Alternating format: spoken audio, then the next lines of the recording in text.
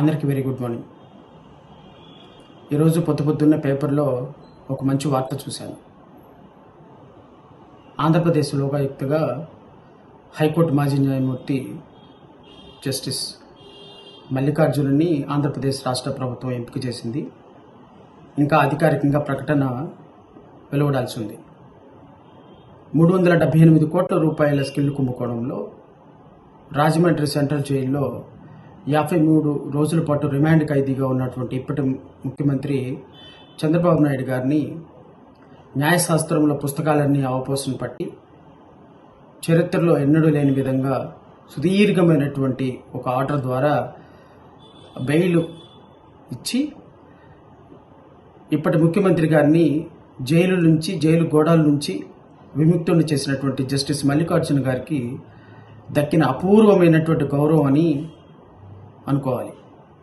ఈరోజు జస్టిస్ మల్లికార్జున గారు జస్టిస్ దుప్పల వెంకటరమణ, మాజీ chief justice of India justice N V Ramana గారి సౌజన్యంతో సమాలోచనలు జరిపి అద్భుతంగా న్యాయ చరిత్రలో ఎన్నడూ లేని విధంగా న్యాయశాస్త్రాన్ని అవపాసన పట్టి అప్పటి మాజీ ముఖ్యమంత్రి గారిని జైలు గోడల నుంచి జైలు జీవితం నుంచి విముక్తిని చేసినందుకు ఆయనకిచ్చిన ఆంధ్రప్రదేశ్ రాష్ట్ర ప్రభుత్వం ఇచ్చినటువంటి నజరానాగా మనందరం భావించాల్సి ఉంటుందని అయితే అనుకుంటున్నా. ఏదేమైనప్పటికీ ఒక బెయిల్ ద్వారా ఇప్పటి ముఖ్యమంత్రి గారిని జైలు నుంచి విముక్తి చేసినటువంటి వ్యక్తికి దక్కిన అపూర్వ గౌరవంగా నేను భావిస్తున్నా. ఈ పోస్ట్ మీద నా ఒపీనియన్ అయితే జస్టిస్ ఏమో అనిపిస్తుంది. ఆంధ్రప్రదేశ్ రాష్ట్రంలో న్యాయానికే న్యాయం కావాల్సిన పరిస్థితి ఉందా? ఒకసారి ఆలోచించమని కోరుతున్నా. ఈ రాష్ట్రంలో, ఈ దేశంలో న్యాయాన్ని 4 పాదాల నడిపించే జస్టిస్ మల్లికార్జున లాంటి జడ్జెస్ ఉన్నంత వరకు ఖచ్చితంగా రిటైర్మెంట్ పోస్టుల కోసం జడ్జిమెంట్లు ఇస్తున్నారేమోనన్న భావన సామాన్యుల్లో కలిగింది అంటే ఇక ఎవరు ముఖ్యమంత్రుల మీద కేసులు వేస్తారు? ఏ హోప్ తోటి మంత్రుల మీద కేసులు వేస్తారు? ఏ నమ్మకంతో ఐఏఎస్ల మీద, ఐపీఎస్ల మీద కంటెంప్ట్ ఆఫ్ ది కోర్టులు ఫైల్ చేస్తారు?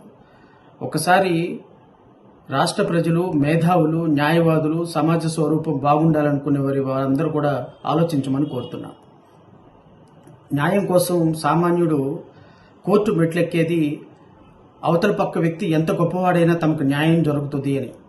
కానీ ఈరోజు న్యాయం అంగట్లో సరుకులాగా, మార్కెట్లో దొరికే కమాడిటీ లాగా అమ్ముడుపోతుందనేటువంటి భావన ఒక సామాన్యుడికి న్యాయ వ్యవస్థ మీద వచ్చిన రోజున న్యాయస్థానాలు తమ గౌరవాన్ని, న్యాయస్థానాల మీద నమ్మకాన్ని మరలా పెంపొందించుకోవటంలో ఖచ్చితంగా చాలా కష్టమైన పరిస్థితి ఏర్పడుతుందేమో అని అనిపిస్తుంది.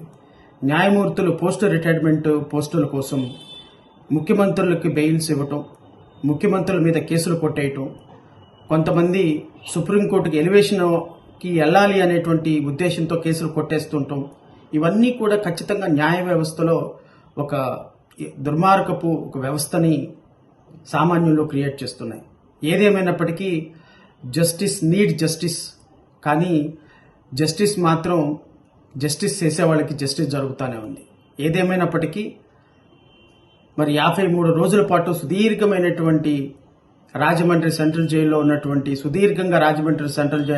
మాజీ ముఖ్యమంత్రి గారిని రిలీజ్ చేసి ఇప్పటి ముఖ్యమంత్రిని చేసినటువంటి జస్టిస్ మల్లికార్జున గారికి దక్కిన ఈ అరుదైనటువంటి గౌరవం ఖచ్చితంగా అందరం కూడా అభినందించి తీరాల్సిందే. ఇది ఒక అద్భుతమైనటువంటి కార్యంగా అభివర్ణించాల్సిందే. భవిష్యత్తులో కూడా మరి ప్రభుత్వంలో రిటైర్మెంట్ పోస్టుల కోసం ఇలాంటి జడ్జిమెంట్లు వస్తే మాత్రం ఏ సామాన్యుడు బాధపడకండి. ఎందుకంటే ఆంధ్రప్రదేశ్ రాష్ట్రంలో జస్టిస్ నీడ్ జస్టిస్.